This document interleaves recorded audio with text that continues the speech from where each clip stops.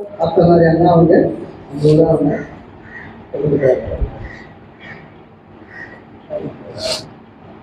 புத்திபூர்ணம் மெய்யாகவே சதறி கொடிகால மக்களிடத்திலும் உள்ள சர்வ மூலமந்திர நிரூபிக மகான் மீராயே கோவான் சலை ஆண்டவர்களே அளவிலாவேகு காலம் இப்பூமியில் பழமையான புராதன பூர்வீகர் நிழல்போலும் பிரியாதேனைய ஆண்டையன் நிழல்போலும் பிரியாதேனை ஆண்டையன் தலையில் என் குரு தாழ்வாழி வாழியே.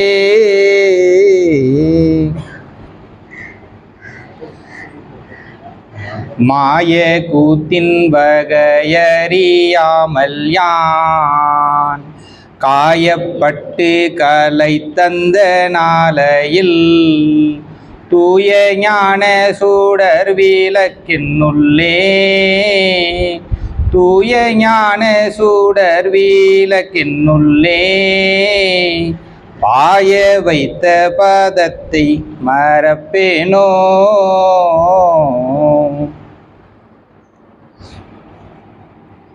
இவ்வாறாக நீ என்னை எடுத்து அணைத்ததானது ஒரு நெடுங்கால வயதுடலை உடைய ஒரு குளவியானது அற்ப வாழ்வு வயதுடலை உடைய அழி புழுவை எடுத்து வந்து தன் கூட்டில் அடைத்து ரீங்காரத்துணி ஓங்காரகார ரீங்காரத்துணி ஓங்காரகார தன் கொட்டும் கொடுக்கன மாறாத அச்சநினைவை ஊட்டி ஊட்டி ஊட்டி தன்மயமாக்கி பிரித்து வெளியேற்றுவனது போன் நீ என்னை ஈர்த்து எடுத்து ஏறுருவாக்கிய என் அப்பா என் அப்பன் என் தந்தை பிரம்மோதிய மெவிழிச்சாலை ஆண்டவர்கள் திருப்பாதங்கள் பணிந்து போற்றி வணங்கி என்னையே நினைந்தெழு உன் மனத்தினை என்னிடையே வை என்னையே நினைந்திரு நீ மற்றனுக்கே பூசனை செய் என்னையே குருவாக்குள் எப்போதும் இது செய்யல் என்னையே வந்திடையும் இது மெய்யே இது மெய்யே இது மெய்யே வேதம் ஆசான் திருமே வேத விளக்கம் அவர்கள் திருவாக்கு எம் எண்ணத்திற்கு மாறாக பேசினால்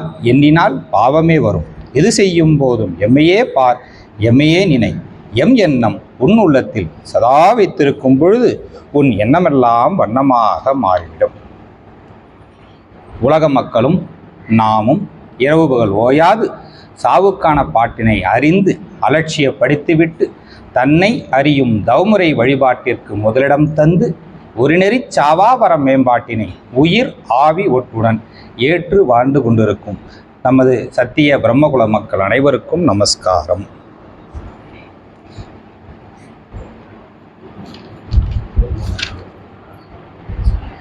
எம்மை பற்றி பேச வேண்டும் என்று நினைக்கிறாயா? இந்தா எம்முடைய உத்தரவு. நீ பேசு, உன் நாவு பேசும். உன் நாவிலிருந்து நாம் பேசுவோம். அப்படிப்பட்ட நம்முடைய தெய்வ தருப்பிரானவருடைய தந்தையவருடைய உத்தரவுக்கிணங்க தெய்வம் அவர்களின் பெருங்கருணையால் அடியேன் அனுபவத்தை பகிர்ந்து கொள்ள விழைகிறேன். முதல்ல எனக்கு எப்படி மெய்வழியில் தெய்வம் என்னை தடுத்து ஆட்கொண்டாங்க அப்படிங்கிற அவருடைய திருவிளையாடல் பற்றி எடுத்து முதல்ல பகிர்ந்துக்கிறேன். எனக்கு சின்ன வயசில் இருந்தே எனக்கு எங்களுடைய குடும்பத்தில் மெய்வழி மகாவித்வான் சோமசுந்தரம் செட்டியார் எங்கள் குடும்பத்துக்கு கிடைத்த ஒரு பெரும் பேர். அவர் எங்களுக்கு ஒரு மெசையா அப்படின்னு சொல்லுவாங்க அந்த காலத்திலலாம். அப்படிப்பட்ட ஒரு மெசையாவாக எங்கள் குடும்பத்துக்கு அவர் வந்தார். அப்படிப்பட்ட அவரால் தான் இன்றைக்கி அந்த ஒரு வித்தால் இன்றைக்கி அது எவ்வளோ பெரிய பயன் அப்படிங்கிறத இன்றைக்கி அது பிரிந்து படர்ந்து இருக்குது. அப்படி அவங்க எங்கள் பெரிய மாமா அவர். அப்போது நான் அப்போ ஒரு 5th ஸ்டாண்டர்ட் 6வது படிச்சுட்ருக்கேன். அப்போது இந்த சம்மர் ஹாலிடேஸில் எங்கள் பாட்டி கூட்டிகிட்டு போவாங்க. கூட்டிகிட்டு போய் அந்த ஒரு மாதம் அங்கே இருந்திருக்கேன். அப்போல்லாம் எங்கள் சிவாஜி அண்ணன் எங்களுடைய மாமாவோட அவருடைய பையன் அப்போ தான் முதல் எடுத்து சொல்லுவார். சொர்க்கம் நரகம் அப்படிங்கிறதெல்லாம் எடுத்து கொஞ்சம் கொஞ்சமாக எடுத்து சொன்னார். அப்போவே ஏதோ ஒரு இது இருக்கே அப்படிங்கிற ஒரு இனம் தெரியாத ஒரு அதில் ஒரு மோகம் வந்துட்டு அதுக்கப்புறம் அது எங்கள் மாமா பெரிய மாமா போய் சந்திக்கும் பொழுது அவங்க தலைப்பாலாம் கட்டிக்கிட்டு அங்கே அப்போ ஹெட் மாஸ்டராக இருந்தாங்க. அப்போது ஹெட் மாஸ்டராக இருந்து அப்போ கொஞ்சம் கொஞ்சமாக எடுத்து அவங்க தான் மெய்வழி அப்படின்னா என்ன, மரணத்திற்கு 2 வகை இருக்குது, நியாய மரணம், அநியாய மரணம்.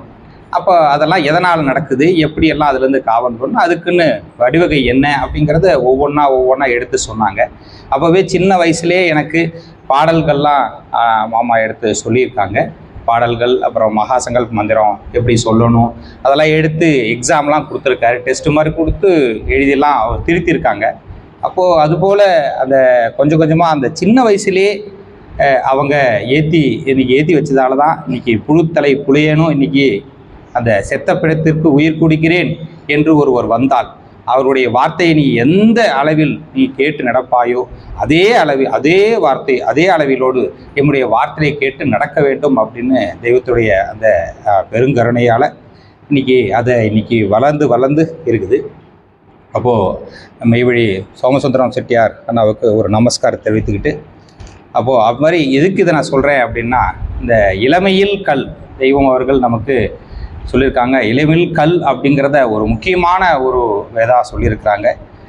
இன்றைக்கி என்னுடைய பையனுக்கு அது மாதிரி எனக்கு என் பசங்களுக்கு சொல்லித்தர முடியுதான்னா இல்லை. ஏன் அப்படின்னா, அந்த நேரத்தில் நான் பொருளாசை வீதி இருளாய வழியே நான் போயிட்டு தான் இருந்தேன். இப்போ துபாயில் இருந்தேன். அப்போ அவங்க வளரும்போது அதை எடுத்து சொல்ல முடியாமல் போயிடுச்சு. இப்போ அதை புகுத்த முடியுதான்னா சத்தியமாக இல்லை. அதுவும் இல்லாமல் தாய் வளர்த்து ஊட்டும் பொழுது அதை சாப்பாடு ஊட்டும் பொழுதே மெய்வழியும் சேர்த்து ஊட்ட வேண்டும் அப்படிங்கிற ஒரு தாய் சொல்கிற அளவுக்கு நம்ம தகப்பன் சொல்கிறது குழந்தைகளுக்கு ஏறாதுங்கிறது. அதனால் அது எல்லாமே ஒரு குடும்பத்தை ஒரு ஆண் தலையை தேர்த்ததை விட ஒரு பெண் தலையை தேர்த்தினா ஒரு குடும்பத்தையே தேர்ப்போம் அப்படிங்கிறது ஒரு உண்மையான உண்மை. அதுபோல் அவங்க இன்றைக்கி என்னை சேர்த்து வச்சுருந்தாங்க. அப்போ அது ஆனால் அந்த நேரத்தில் அது எனக்கு உணர்வுக்கு இருந்ததா அப்படின்னா சத்தியமாக இல்லை. அது கொஞ்சம் கொஞ்சமாக அதுக்கப்புறம் மைவழியிலேருந்து தொடர்ந்து வந்துக்கிட்டு தான் இருக்கேன். அப்படி அதை மறுபடியும் அதை வளர்த்து வந்தது என்னுடைய குடும்பத்தில் இருந்த மற்ற அண்ணாக்கள். அதாவது மெய்வழி காகுத்தன் அனந்தர் அவங்க என்னை வளர்த்து வந்தாங்க. அதுக்கப்புறம் சாலை அருள்மொழிநாதன், சாலை ஜெயந்தி, இவங்கெல்லாம் என்னுடைய குடும்பத்தில் இருந்தவங்க ஒவ்வொன்றா எடுத்து சொன்னாங்க. இதுதான் என்னுடைய வழி வரலாறு தெய்வம் எடுத்து சொல்கிறாங்க. அதுபோல் எப்படி தெய்வம் அவங்களுடைய வழியை நான் எப்படி அவங்க தடுத்து ஆட்கொண்டாங்க அப்படிங்கிற ஒரு சின்ன ஒரு முன்னுரை. அடுத்து தெய்வத்துடைய அந்த பெருங்கருணையால் அவருடைய திருவிளையாடல் எப்படியெல்லாம் அடியனுக்கு நிகழ்ந்ததுங்கிற அந்த ஒரு அனுபவத்தையும் 2வது அனுபவத்தையும் ஷேர் பண்ணிக்க விரும்புகிறேன். அதாவது தெய்வம் சொல்கிறாங்க, செத்து நீ தினம் பழக அப்படின்னு தெய்வம் அருளியிருக்காங்க. அப்போது எப்படி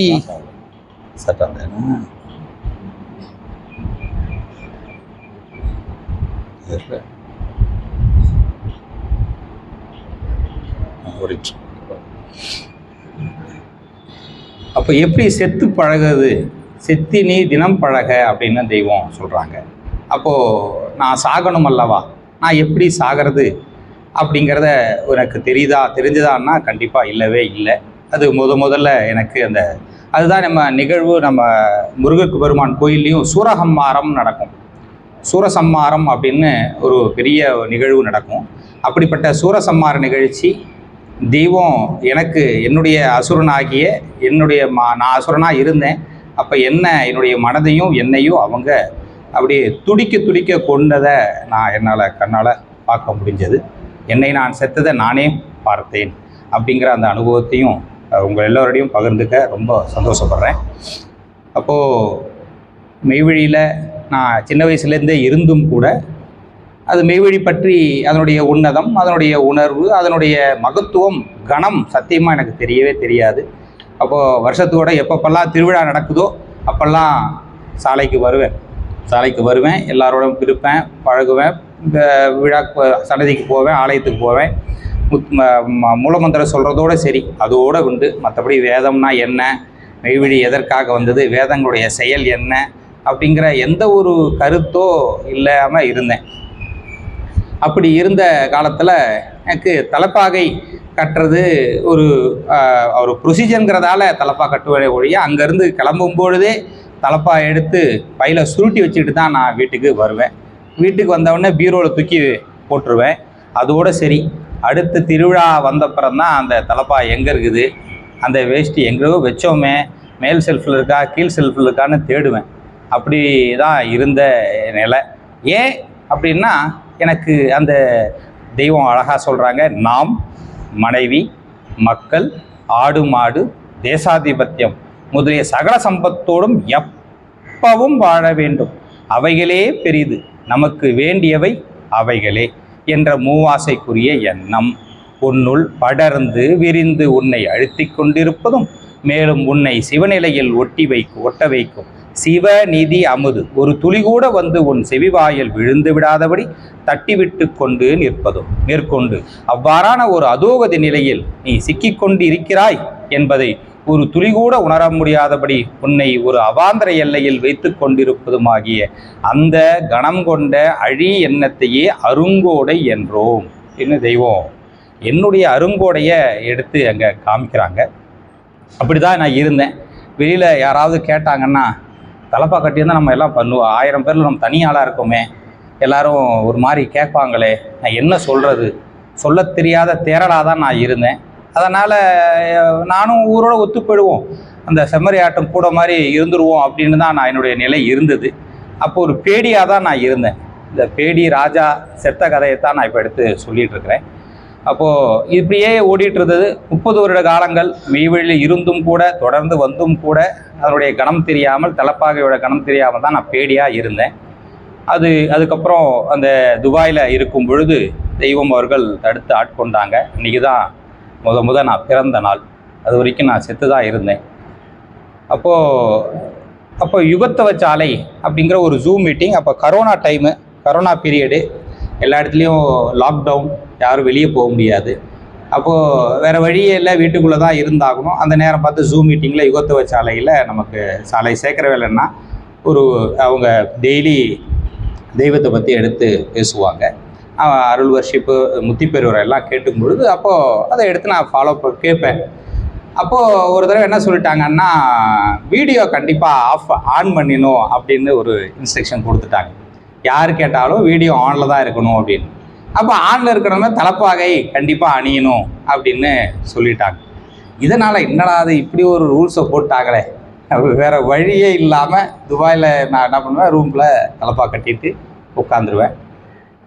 இப்படியே கொஞ்சம் கொஞ்சமாக அதில் இருக்குது. இப்போ அதுக்காக ஒரு கட்டாயத்தின் பேரில் தலப்பாகை கட்டிட்டு அதுக்கப்புறம் முடித்து கீழே எடுத்து வச்சுருவேன்.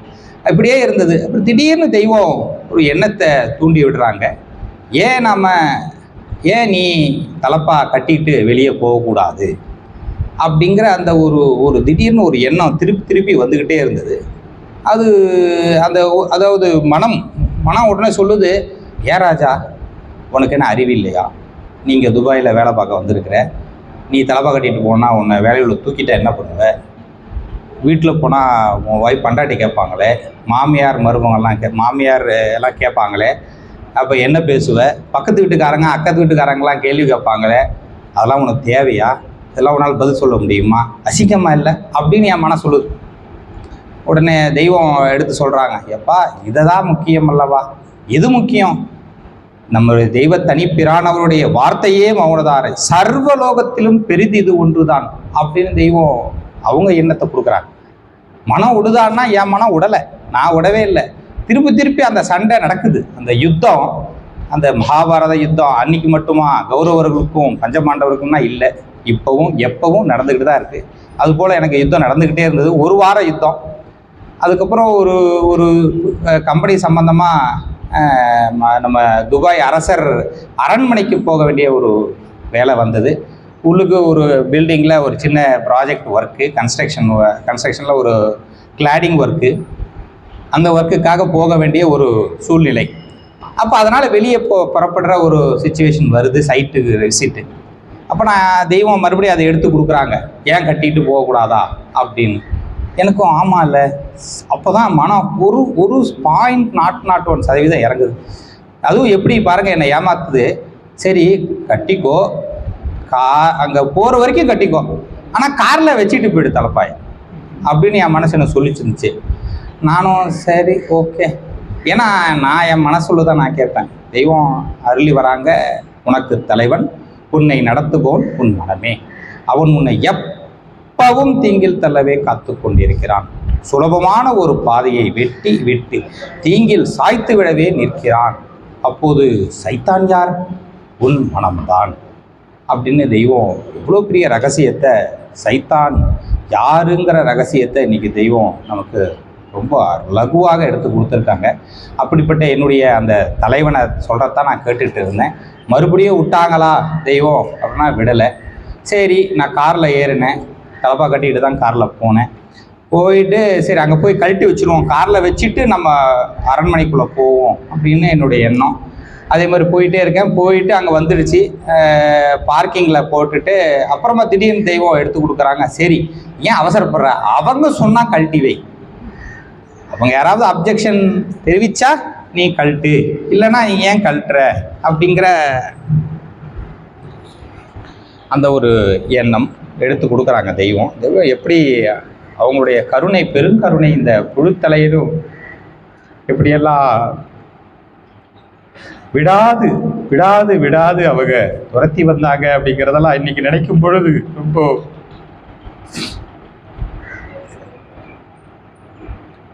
அப்போது சரி அப்படின்னு சொல்லிட்டு சரி நம்ம போட்டுட்டு தான் போய் பார்ப்போமே, ஏன் கழட்டணும் அப்படின்னு சொல்லிட்டு போயிட்டு போகிறேன். அரண்மனைக்கு போகிறதுக்கு நிறைய ரெஸ்ட்ரிக்ஷன்ஸ் இருக்குது. 3 விதமான 3 செக்யூரிட்டி என்ட்ரிஸ் இருக்குது. முதல்ல போய் பாஸு போடுறேன். பாஸுக்கு எல்லா டீட்டெயில்ஸ் எல்லாம் கொடுத்துட்டேன். அப்போது அங்கே பாஸ் போடுறவர் என்னை பார்த்தாரு, தலையில் தலப்பாக இருக்கிறது. அப்படியே பார்த்துட்டு ஒன்றும் கேட்கல, சரின்னு விட்டுட்டாரு. நான் அப்போ நினச்சேன், சரி இவர் கேட்பார், கண்டிப்பாக கழட்டிடுவோம். என் மனசு சொல்லுது, பாப்பா இவர் கேட்டுருவார், கழட்டிட்டு வச்சுருவாங்க அப்படின்னு. உடனே சரி அவர் கேட்பாருங்கிறது தான் என்னுடைய எண்ணமாக இருக்குது. ஆனால் அவர் கேட்கவே இல்லை, பாஸை கொடுத்துட்டாரு. என்ன பண்ணுறது, சரி பாஸை எடுத்துட்டேன், வச்சுக்கிட்டேன். அடுத்து செக்யூரிட்டி வெரிஃபிகேஷன், செக்கிங், கையில் இருந்து தலையிலேருந்து வரைக்கும் நம்ம ஏர்போர்ட்டில் போகிற மாதிரி எல்லாம் கம்ப்ளீட்டாக செக்அப் பண்ணுவாங்க. மொபைல் ஃபோன்லாம் அலௌடு இல்லை. அப்போது எல்லாத்தையும் வச்சுட்டு லாக்கரில் வச்சுட்டு நான் உள்ளுக்கு போகிறேன். மறுபடியும் ஸ்கேன் பண்ணுறாங்க. தலையில் என்னமோ இருக்குன்னு திருப்பி ஸ்கேன் பண்ணுறாங்க. ஒன்றுமே இல்லைன்னு தெரிஞ்சுது. சரி அவர் நிப்பாட்டிடுவார், நீ திருப்பி போயிடுன்னு என் மனசு சொல்லிச்சு. சரி அவர் சொல்லிட்டாராம், போயிடுவோம் அப்படின்னு நான் ஆர்வமாக வெயிட் பண்ணிகிட்டு இருக்கேன். அவரும் ஒன்றுமே சொல்லலை. சரி அதுக்கப்புறம் நான் போனேன், செக்யூரிட்டி வெரிஃபிகேஷன் முடிஞ்சு அடுத்து கேட்டுக்கு போகிறேன். அங்கே இராணுவ வீரர்கள்லாம் இருப்பாங்க, அங்கெல்லாம் எல்லாம் ஆயுதம் தான். அவர் ராஜா அல்லவா, ஏதாவது ஒன்றுன்னா கேள்வியே இல்லை, சுற்றுவாங்க. அப்படிப்பட்ட ஒரு அவ்வளோ செக்யூரிட்டி ரெஸ்ட்ரிக்ஷன்ஸு. அப்போ அங்கே போகிற உடனே 3 அவங்க இராணுவ வீரர்கள் இருக்காங்க. அப்போ துபாய் அவங்களோட ஆர்மியில் உள்ளவங்க. அப்போ அவங்க பார்க்குறாங்க, என்னை பார்த்தோன்னே தலையை வித்தியாசமாக தெரியுது அவங்களுக்கு. என்னடா தலையில் ஏதோ ஒன்று கட்டிட்டு வரானே, என்னடா அது அப்படின்னு அப்படியே எல்லாரும் என்னையே பார்க்குறாங்க 3 பேருமே. நானும் சரி இந்த மனசு சொல்லுது, ஏய் பத்தையான்னு எனக்கு சொல்லி காமிக்குது. நான் உடனே தெய்வம் உடலை, நீ போ முன்னேறு அப்படின்றாங்க தெய்வம். சரின்னு சொல்லிட்டு நான் போனேன். கரெக்டாக என்ட்ரன்ஸ் வந்துருச்சு, கேட்டு, பெரிய கேட்டு. அப்போ 3 பேர் இருந்துட்டு அவங்க வந்து தடுத்துட்டாங்க, என்ன ஸ்டாப் அப்படின்ட்டாங்க. சார் சொல்லுங்கள் அப்படின்னு. என்ன இது, என்ன நீங்கள் ஏதோ தலையில் கட்டியிருக்கீங்களே அப்படின்னு கேட்டாங்க. சார் இது வந்து கடவுள் வழிபாடு, இது ஒரு முறை அப்படின்னு நான் சொல்கிறேன். இருந்தாலும் அவங்களுக்கு அது பிடிபடலை, அவங்களுக்கு புரியல. அவங்க பயந்துட்டாங்க, என்னமோ பிரச்சனை இருக்குன்னு சொல்லிட்டு இது நாங்கள் முடிவெடுக்க முடியாது, ஹையர் ஆஃபீஸர் வரணும் அப்படின்னு சொல்லிட்டாங்க. உடனே அவங்க கால் பண்ணி சொல்லிடுறாங்க. உடனே அவங்களுடைய மேலதிகாரி வரார், இராணுவ அவங்களுடைய செக்யூரிட்டி ஃபோர்ஸ் சரி இன்சார்ஜ் சிஎஸ்ஓ வராரு. சிஎஸ்ஓ வந்து என்னை அப்படியே கண்ணை பார்த்து பேசுகிறார். அப்படியே தெரியுது என்னுடைய தவறு ஏதாவது இருக்கான்னு கண்டுபிடிச்சிருவோன்னு சொல்லிட்டு நேராக பார்த்து பேசுகிறார். நானும் தைரியமாக எடுத்து நான் சொன்னேன், என்னங்க இது தலையில் அப்படின்னு. இல்லை சார் இது ஒன்றும் இல்லை, வேஷ்டி தான், துணி தான், அதை நாங்கள் தலைப்பாக கட்டியிருக்கிறோம், அவ்வளோதான், இது ஒரு வழிபாடு முறை அப்படின்னு சொல்கிறேன். திருப்பி கேட்காத அவங்களுக்கு விளங்கலை. அப்போது அந்த 3 பேரில் ஒருத்தர் அழகாக எடுத்து கொடுத்தாரு. பாருங்கள் நான் எவ்வளோ ஒரு சொல்ல தெரியாத தேரலாக இருந்தேங்கிறது இன்றைக்கி காமிக்கிறாங்க. அப்போது அவர் சொல்கிறாரு, are you Krishna, this is like Lord Krishna, is that like that அப்படின்னு சொன்ன உடனே எடுத்து கொடுக்குறாங்க, தெய்வம் எடுத்து கொடுக்குறாங்க அவங்கக்கிட்ட. நான் உடனே எஸ் எக்ஸாக்ட்லி அதே தான் நான் கிருஷ்ண பக்தர் தான் அப்படின்னு சொன்ன உடனே தென் யூ கேன் கோ, அவ்வளோதான். அங்கேயும் நிப்பாட்டிடுவாங்க, திருப்பி அனுப்பிடுவாங்க, காரில் கொண்டு போய் நான் தலப்பாக வச்சிருவேன் அப்படின்னு ரொம்ப சந்தோஷமாக அதை எதிர்பார்த்து தான் நின்றுச்சு என் மனசு. ஆனால் கடைசியில் அவங்களும் ஓகேன்னு சொல்லி அனுப்பிட்டாங்க. அவ்வளோதான், இதுக்கு மேலே ஒன்று. அதுக்கப்புறம் உள்ளுக்கு நுழைஞ்சிட்டேன். அப்போது உள்ளுக்கு நுழைஞ்சதுக்கு ஒரு அற்புதமான ஒரு நிகழ்வு என்ன அப்படின்னு கேட்டிங்கன்னா, ராஜா அவருடைய அந்த அரண்மனையில் இதுக்காகவே மயிலை அங்கே ஒரு 15 மயில் வளர்க்குறாரு. அங்கே டெசர்ட்டில் மயில் வளரவே முடியாது அல்லவா. ஆனால் இதுக்காக அவங்க சிங்கம், புலி, அது அரண்மனைக்குள்ளே அவ்வளோ பெரிய ஏரியா, ஒரு திருச்சி அளவுக்கு பெரிய ஏரியா, அவ்வளோ பெரிய காரில் தான் போகணும், ஒவ்வொரு இடத்துக்கு போகணும் ஒரு இடத்துலேருந்து. அப்போது அங்கே மயில், அது மயிலுடைய இறகு கிடைக்கிது நுழைத்த உடனே. அது ஒரு ஒரு அறிகுறியாக எனக்கு தெரிஞ்சது. அவர் கிருஷ்ணர் உதவி பண்ணார், கிருஷ்ண பரமாத்மாவை இன்றைக்கி வந்து இருக்கிறாங்கன்னு சொல்லிட்டு எடுத்துக்கிட்டு நான் உள்ளுக்கு போகிறேன். போயிட்டு எல்லா வேலையும் முடிச்சிட்டேன். அப்போ நினச்சேன், என்னடா யாருமே எதிர்ப்பு தெரிவிக்கலையே, ஆனால் நான் எல்லாத்தையும் பெருசாக நினச்சிட்டு இருந்தேன் அப்படின்னு சொல்லிட்டு. இருந்தாலும் அந்த மனசு எனக்கு தேவைதால இல்லை. அப்புறம் உள்ளுக்கு போகிறேன், எல்லா வேலையும் முடிச்சுட்டு வெளியே வர மறுபடியும் அவர்கிட்ட வந்துட்டு மறுபடியும் செக்யூரிட்டியில் அந்த வெரிஃபிகேஷன்லாம் முடிச்சுட்டு வெளியும்போது அவரும் அதே மாதிரி, நீங்கள் என்ன ராஜாவா, உங்கள் பேர் ராஜாவா அப்படின்னு கேட்டு எல்லாத்தையும் கேட்டார், விசாரிக்கிறாங்க. விசாரிச்சுட்டு நானே வெளியே வந்துட்டேன். அவ்வளோதான், வெளியே வந்துட்டு மறுபடியும் காருக்கு வந்துட்டேன். அப்போதான் எனக்கு தெரிஞ்சது, ஆஹா நம்மளுடைய தடை. தெய்வம் அழகாக சொல்கிறாங்க ஒரு வாசகத்தில்,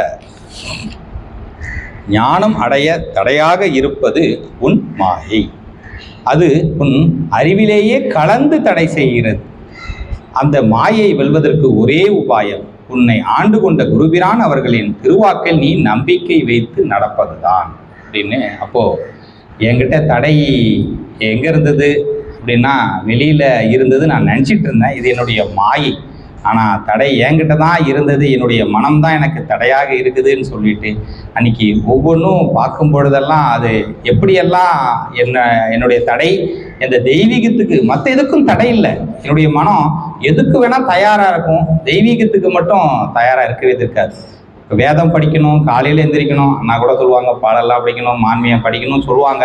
ஆனால் காலையில் எந்திரிக்கிறேன்னா முடியுமானா, தெய்வம் வேதம் படிக்கணும்னா முடியாது. ஆனால் அதுவே ஒரு வெளியே போகணும், வெளியூர் போகணும், அவுட்டிங் போகணும், ரிசார்ட் போகணுன்னா உடனே காலையில் விடிய காத்தால எந்திரிச்சு நான் ரெடி ஆகிடுவேன். ஏன்னா என்னுடைய மனம் அதுக்கு சம்மதிக்குதான்னா கண்டிப்பாக இல்லை. வேலையில் எவ்வளோ கஷ்டம் இருந்தாலும் அதை எப்படியாவது செஞ்சிருவேன் ஒழிய, ஆனால் தெய்வீகத்துக்கு சம்மதிக்குமா அப்படின்னா இல்லவே இல்லை.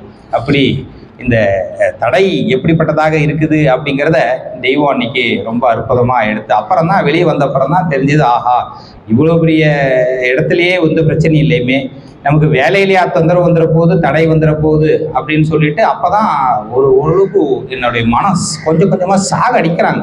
ஒவ்வொரு இடத்துலையும் 30 வருஷம் ஆயும் கூட மெய்வழியில் நான் 30 வருஷ காலமாக இருந்தும் கூட நான் வெறும் பேடியாக, மற்ற எல்லாருக்கும் அந்த சமூகத்துக்கு பயந்து போன பேடியாகத்தான் இருந்தேன்.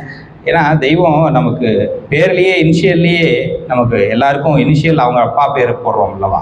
அப்போ அதுபோல் நான் இனிஷியல் போட எனக்கு ஒரு துணி வந்ததான்னா இல்லை.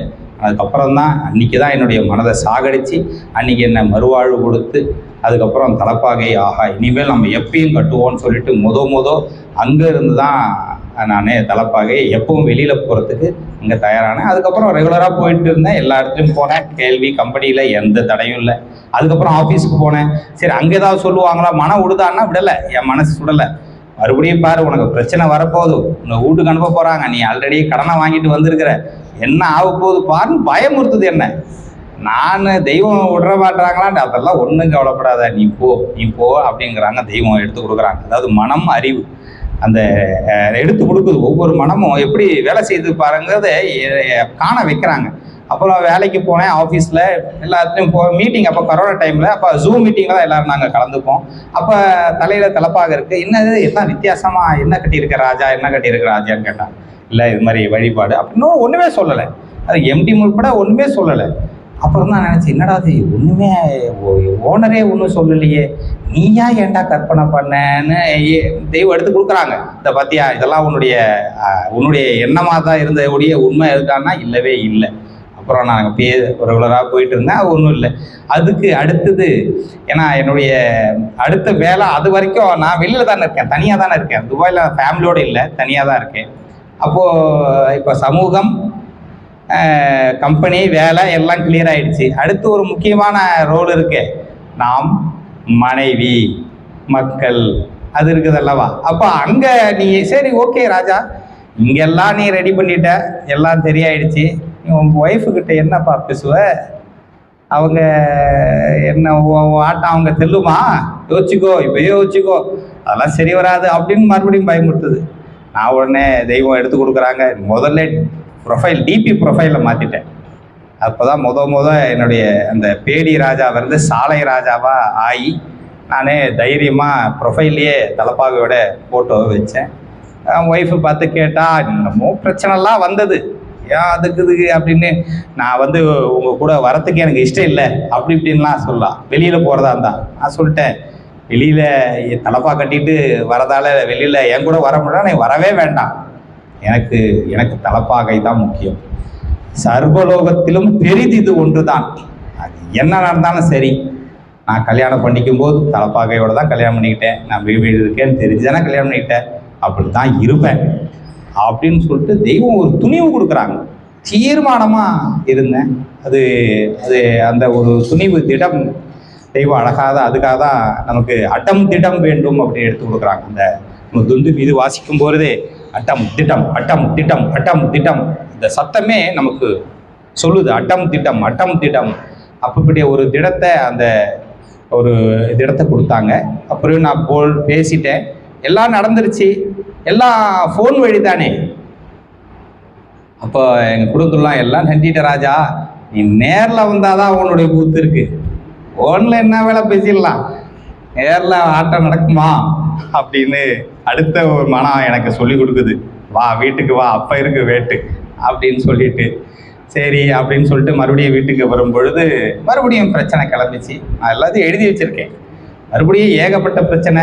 எதுவாக இருந்தாலும் நான் அப்படியே தீர்மானமாக ஒரே திடத்தோடு இருந்தேன். கடைசியில் அது ஒரு 3 மாதம்தான், அதுக்கப்புறம் அது மறைஞ்சு போயிடுச்சு. அப்போது பசங்களும் கேட்டாங்க, என்னப்பா, என் பசங்க என்ன சொல்கிறாங்க, இப்போ நீங்கள் ஸ்கூலுக்கெலாம் வராதீங்க அப்படின்னா. ஏன்ப்பா, நான் என்ன வந்தால் என்னப்பா? இல்லைப்பா, எல்லாம் ஃப்ரெண்ட்ஸ்லாம் கேலி பண்ணுறாங்க, என்ன உங்கள் அப்பா மட்டும் என்ன தலையில் என்னமோ கட்டியிருக்காரு, எல்லாம் ஒரு மாதிரியாக இருக்கு, என்னது அப்படின்னு கேலி பண்ணுறாங்க. அப்பா, அவங்க கேட்டதுக்காகலாம் நான் தலப்பா கழட்ட முடியாது, நான் இப்படி தான் வருவேன், இஷ்டம் வந்தால் இரு, நீ இல்லைன்னா ஸ்கூலில் நின்று அப்படின்னு சொல்லிட்டு. அப்படி ஒவ்வொரு இடத்துலையும் பிரச்சனை வருந்தும் கூட தெய்வத்துடைய அந்த துணிவால் அது இருந்தது. அதுக்கப்புறம் 3 மாதம் ஆச்சு, 6 மாதம் ஆச்சு, அதுக்கப்புறம் 1 வருஷம் ஆச்சு. அப்படியே கொஞ்சம் கொஞ்சமாக அது மறைந்தே போயிடுச்சு. இது எதுக்கு நான் எல்லாரோடையும் பகிர்ந்துக்கிறேன் அப்படின்னா, என்னுடைய இந்த மனம் எப்படிப்பட்ட ஒரு அரூபத்தில் நான் எப்படியெல்லாம் அசுரனை சூரசம்மார நிகழ்ச்சி, அதாவது ஆணவம், கண்மம், மாயை, இந்த 3யுமே அந்த சூரசம்மார நிகழ்ச்சியை நீங்கள் ஊர்ந்து கவனிக்கும் பொழுது ரொம்ப அற்புதமாக இருக்கும். அவருடைய அந்த ஆயுதத்தை கொண்டு, கோடாயுதத்தை கொண்டு அவங்க அந்த 3 தலையையும் வெட்டுவாங்க. அப்படி ஒவ்வொரு தலையாக எனக்குள்ளே இருந்த அந்த அசுரனை, அசுரனை, ஆணவம், கண்மம், மாயை என்ற 3 அசுரர்களையும் துடிக்க கொன்று அவர்கள் இன்னைக்கு அதை பேடி ராஜாவை சாலை ராஜாவாக மாற்றினாங்க அப்படிங்கிறத. இப்படி இந்த ஞானம் அடைய தடையாக இருந்தது என்னுடைய மாயை தான், அது எனக்குள்ளே இருந்துதான் சதி செய்கிறது, அதுதான் என்னுடைய சைத்தானாக இருக்குது அப்படிங்கிறத இப்படி இந்த அனுபவபூர்வமாக உணர்ந்து கொண்டேன், விளங்கி கொண்டேன் என்று கூறி என்னுடைய முத்தி பெற மேலும் மேலும் தொடரும். நமஸ்காரம்.